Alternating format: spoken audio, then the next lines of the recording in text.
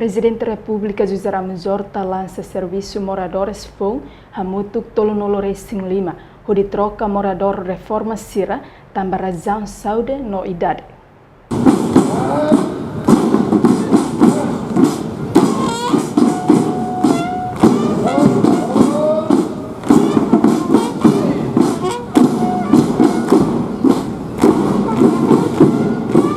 Cerimônia lançamento ne realiza e a Palácio Presidencial Bairro PT Dili, Loroncia Fulan Janeiro, tina rihunrua ronulo recintolo, segunda-feira semana ne.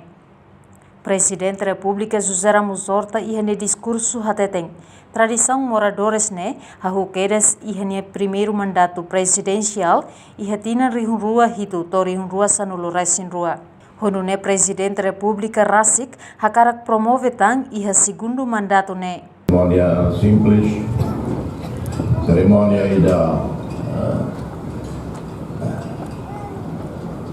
kita dia morador sida, morador FON, pertama morador sida nessa reforma, saúde, razão saúde, idade. E dia primeiro mandato, a primeira presidência 2007 e 2012. Hakarak doni Amores Vila Vale, aí Vila Vale, tradição e também guarda de honra, de halos e moradores.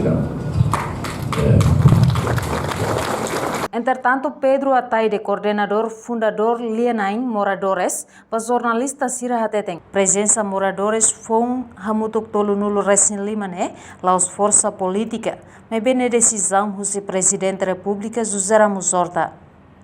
Nem Tolonolo Racing Lima, as forças políticas belum ada. Dan datang nelas forças políticas. Amin bahasa mampai kita murni posisi decisão Presidente da República. Sekarang kami ho razão política kami lato. Alimento sosialisasi wala kami mandat ko. Amo sotona. Am na presidente dia di larangan. O umalis ng buat karkit motel ini. Presidente tidak sai datang ambil pentunjuk. Para foi depois kami durante kinan sanurus ini ambil hati betul nih mas pronto ada nih kali politik hari ini servis sudah politik ambil hanya senai palas ini hanya semos fundador morador ini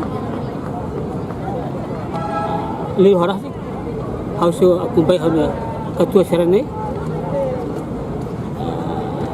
kali ketua presiden dari mandat Presidente da República Mos considera serviço moradores Sirane hanesan força tradicional, onde representa a tradicional cultura nação Niang. Reportagem Selfie Nakait, Domingas Amaral, Televisão Timor Post.